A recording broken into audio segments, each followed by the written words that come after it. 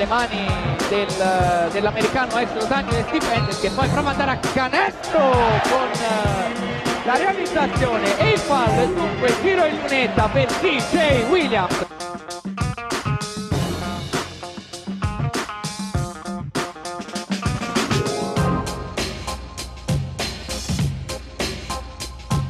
Questi quintetti in campo per il terzo quarto. Justin Harper vola a canestro con una schiacciata, lasciato un po' solo dalla difesa, e dunque i primi 2 punti del terzo quarto.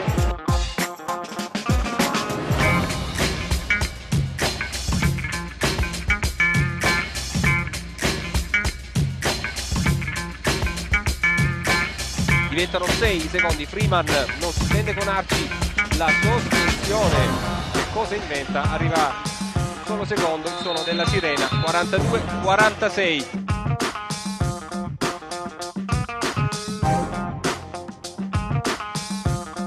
Ancora Milloy, 15 secondi per tirare, anche l'alley-oop per Nico Johnson. Mamma mia, arriva mamma il mia. meno 4.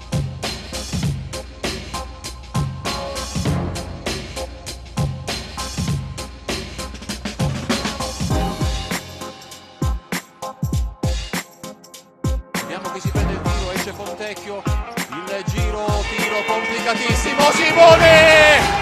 Fontecchio arriva con la tripla del meno 12.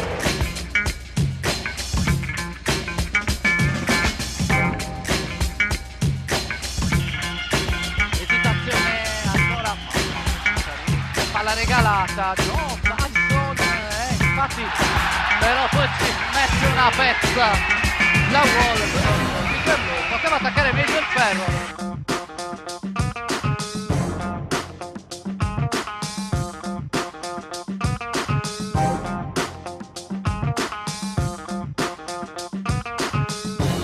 Sbagliando, 58-59 James, l'hesitation. Oh!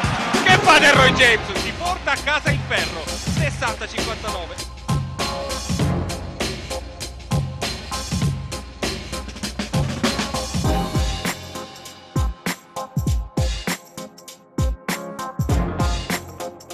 Pascolo, chiude il palleggio Pascolo nonostante fosse buttato con Kendall Williams, si deve buttare dentro Sponti, trova Josh Owens, so già cosa sta per succedere, slam dunk, la schiacciata da parte dell'ex Portland.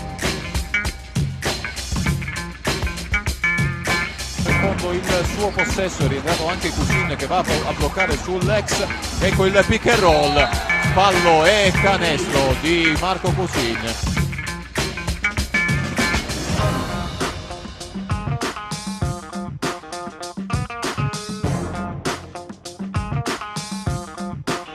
Varese può ritornare in zona d'attacco, Caserta deve riprendere a difendere, lo fa con ottimo ritiro di Young ai danni di Diavaranto, tutti per Young, la schiacciata di Young con il fallo di Dean, schiacciato il fallo, esplode ovviamente il pubblico del Paramazzo ed è 42-44.